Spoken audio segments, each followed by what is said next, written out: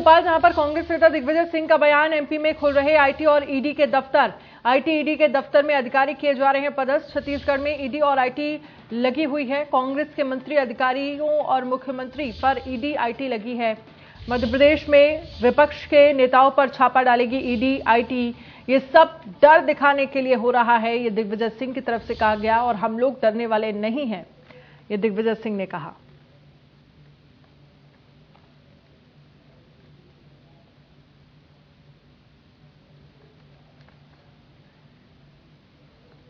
तो मध्य प्रदेश में हम लोग डरने वाले नहीं हैं, ये दिग्विजय की तरफ से कहा गया। आईटी और ईडी के दफ्तरों में अधिकारी किए जा रहे हैं पदस्थ। ये दिग्विजय सिंह की तरफ से बयान सामने आया है। इसी साल मध्य प्रदेश में विधानसभा के चुनाव होने हैं और इसको देखते हुए दिग्विजय सिंह की तरफ से यह कहा गया कि ईडी और आईटी के दफ्तर में अधिकारियों को पदस्थ किया जा रहा है। डर का माहौल बनाने के लिए, विपक्ष के नेताओं को डराने के लिए ये किया जा रहा है, लेकिन हम लोग डरने वाले नहीं हैं, ये दिग्विजय सिंह की तरफ से कहा गया है।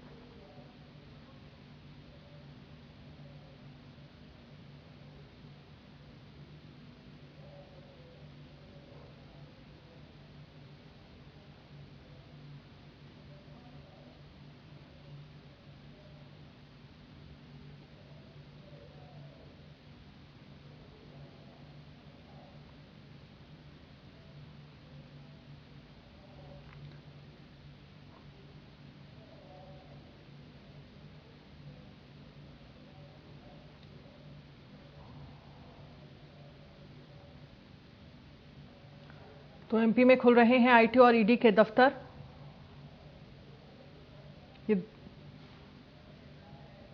चेतन सेठ इस पर ज्यादा जानकारी के लिए हमारे साथ लाइव जुड़ गए हैं। चेतन, क्या कुछ जानकारी है? और साफ कह दिया है दिग्विजय सिंह ने कि इलेक्शन के साथ साथ विपक्षी नेताओं को अब डराने की कोशिश हो रही है सत्ता पक्ष की तरफ से।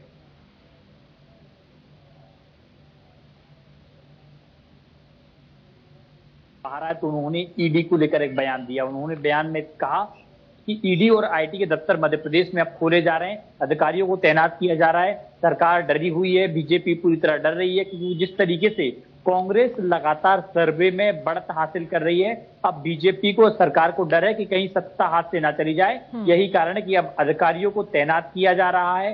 विपक्ष पर छापे की तैयारी है, ऐसे मेरे संकेत कह रहे हैं, दिग्विजय सिंह ने बयान दिया है। इसके साथ ही उन्होंने छत्तीसगढ़ का भी जिक्र किया। उन्होंने बताया कि छत्तीसगढ़ में जिस तरीके से कांग्रेस सरकार है और कांग्रेस सरकार के जो मंत्री हैं, अधिकारी हैं और उनके कर्मचारी हैं, तो उनके घर पर भी ईटी और आईटी के रेड पड़ रही है। पिछले एक साल से अधिकारी वहीं डले हुए हैं, क्योंकि छत्तीसगढ़ में बीजेपी की जमीन खिसक गई है। और यही कारण है कि अब मध्य प्रदेश में जिस तरीके से बीजेपी की जमीन खिसकते नजर आ रही है, तो बीजेपी ऐसे ही अब विपक्ष पर यहाँ पर छापे मारने की तैयारी कर रही है। ये उन्होंने बयान दिया है। पूरे सियासत में अब पलट गए हैं, क्योंकि दिग्विजय सिंह ने जिस तरीके से बयान दिया है, बीजेपी भी आक्रामक हो गई, उस बयान पर पलटवार कर रही कि कांग्रेस की जिस तरीके से स्थिति है भ्रष्टाचार की, छत्तीसगढ़ में कई मामले ऐसे आए थे, तो भ्रष्टाचार की बात अब बीजेपी भी करती नजर आ रही है। बिल्कुल, लेकिन इसके साथ ही एक तरफ से ये कहा जा सकता है कि इस बार विधानसभा के चुनाव में कांग्रेस और बीजेपी दोनों में कांटे की टक्कर देखी जा रही है। एक तो पूरा विपक्षी गठबंधन है, इंडिया गठबंधन, जो विधानसभा चुनाव में एक तरह से ये कहा जा सकता है कि सेमीफाइनल के रूप में ये देखा जा रहा है।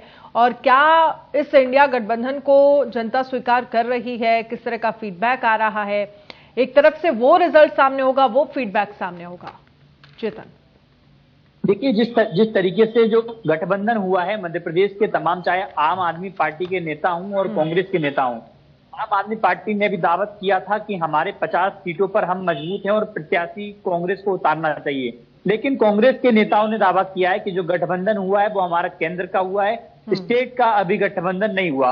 हालांकि जिस तरीके से बीजेपी के तमाम और कांग्रेस के सर्वे निकल कर आ रहे हैं, लेकिन बीजेपी को लिए काफी चुनौती भरा एक चुनाव होने वाला है, क्योंकि बीजेपी के ही विधायक नारायण त्रिपाठी बिंद जनता पार्टी के नाम से ऐलान कर चुके हैं और वो ऐलान कर चुके हैं मध्य प्रदेश की 230 विधानसभा सीटों पर अपने प्रत्याशी उतारेंगे।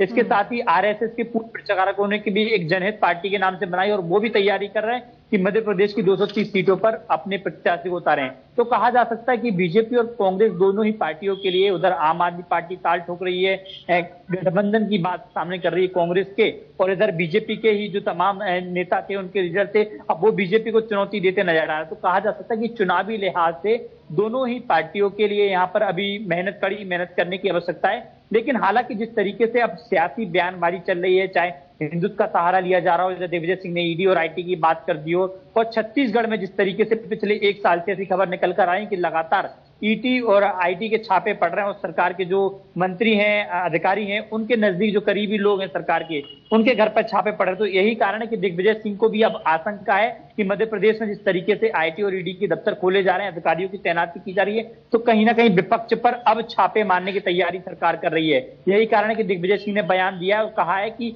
सरकार की हालत खिसकती नजर आ रही है। बीजेपी को पता चल गया है कि जिस तरीके से सर्वे रिपोर्ट में कांग्रेस मजबूत है, अब विपक्ष पर छापे मार की तैयारी है। चलिए ठीक है चेतन, बहुत बहुत शुक्रिया तमाम जानकारी के लिए।